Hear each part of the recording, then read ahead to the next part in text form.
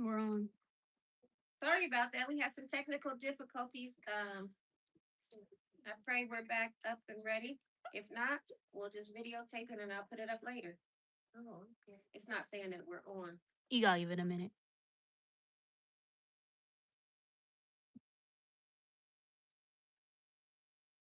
Give it a minute on my end, or it is live. Okay.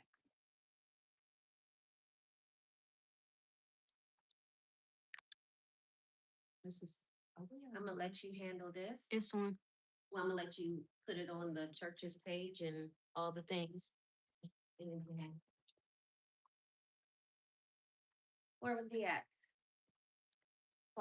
Sorry, we had some technical difficulties. We're gonna pick back up. What we're gonna be talking about tonight is trusting God with failure. How many has ever failed in life? You ever failed at anything? You ever failed a test? What's your name, Amaya? You ever failed a test? Mm-hmm. Me too, I right? had a test, but I caught Me back. too. You failed a test, but what? I caught back. Ooh. You caught back up. But Yeah. failure didn't feel good when you failed, right? No. Mm-hmm. You didn't know you could fail your test and pass it the next grade. I've failed plenty of tests. School teacher. How about this? I've had failed marriages. Yeah. I had failed relationships. It's failed. You said yes, ma'am. My money has failed. I have mishandled some money. And you know how you live beyond your means? Yeah. I failed where I've even lost a house before. Some people may not have lost the house that they tried to own, but what about, have you ever been evicted from an apartment? Have you ever failed and had the was trying to hide your car because repo man looking for it? Mhm. Huh? See, back in the day, you could hide that car 2 streets over or put it somewhere, but now they got the GPS tracking on her. You ain't hiding nothing. They coming to get it. Mm-hmm. And it used to be that they wouldn't come looking for your car till you got about three or four payments behind. Let you miss one, they looking for you. So there's all types of things that we have failed at. Yeah. Right? Anything else? Anything else y'all could think of that people fail at? Your health can fail. That's right. Mhm. Yes. First of all, I want you to know I'm a school teacher. I taught children. Mhm. Now let me tell you, it may be funny now, but miss your schoolwork and don't pass your grade. You see if you're gonna stay in that same grade for years. True. Mhm. Now I'm not kidding about that. Mhm.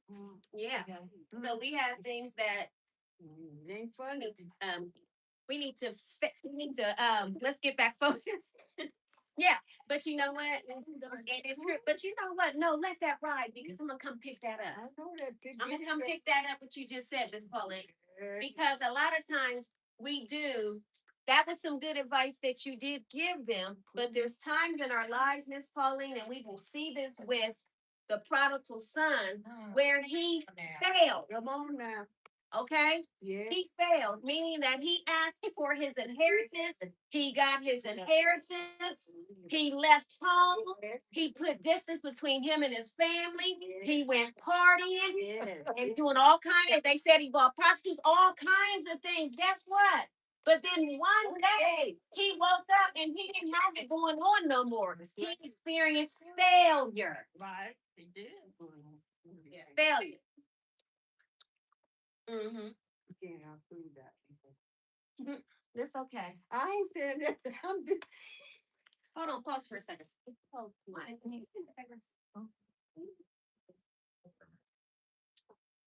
why you're back.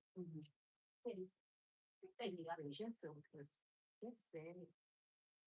And so we see here that one thing I want us to stay focused, but one thing that I do, and I need to say this real quick. I do not get upset if someone comes in to eat and they don't stay. Because the Bible, let me be clear, and for those of you online and for everybody in here, When Jesus tells them, when he talks about I was when I was hungry, you fed me, and when I was thirsty, you gave me drink. He never said nothing about that you only feed them if they come to church. You only feed them if they stay at your Bible study. Let me tell you something.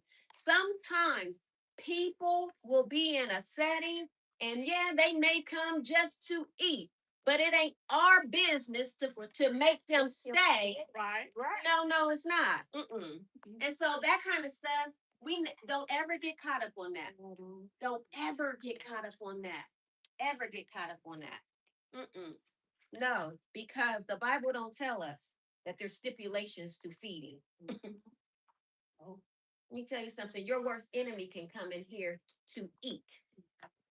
And they get up and leave. yeah, they could eat, and there's nothing that you should say to keep them from eating, even if you don't like them. All right, let's focus. We back. Okay. Do we have questions? Am I on? Okay. And so sorry, I'm not. I was going to say sorry, but not sorry. Mm-mm. No, we never want to. No. Nobody. We never have stipulations on. You only can eat if you come to Bible study. No. Right. Well, you can't. And I'm gonna tell you something else for Liberty Hill Baptist Church, not for visitors. Liberty Hill Baptist Church, if somebody comes in here and they're hungry and there's nothing left and you just fix your plate, you as a member of this church and as me as your pastor, you are obligated to give up your plate. That's right. Because guess what? We are in a community where people don't even know where their next meal is coming from. At least you may give up your plate, but at least you can go home and open that refrigerator and get something out of that. So you're preaching now. Yeah. So, welcome to our Bible study. Hello. Hey, how are you? All right, where we at? Okay, so we're talking about trusting God because we've been in this series called Trusting God. And in order to trust God, we must first learn how to. Because it's easy for somebody to tell you, trust God. Trust God. But sometimes it needs to be explained. And sometimes the best way to learn how to trust God is to look at examples of people who either was in a situation where they needed to trust God and they failed. Because you can learn from somebody's failure as well as their success. Am I right about it? Yeah. All right. And so here in the text, we have a son who has left home. And this story in the Bible is a parable, meaning that it is a story that is communicating a truth. And so this parable is about a man and his two sons. And the one son that we're going to be talking about tonight represents a backslidden, not a church, like us, like if we a sinner, someone who messed up their life and had to return home. Okay. And then the other son represents what we call the self-righteous person.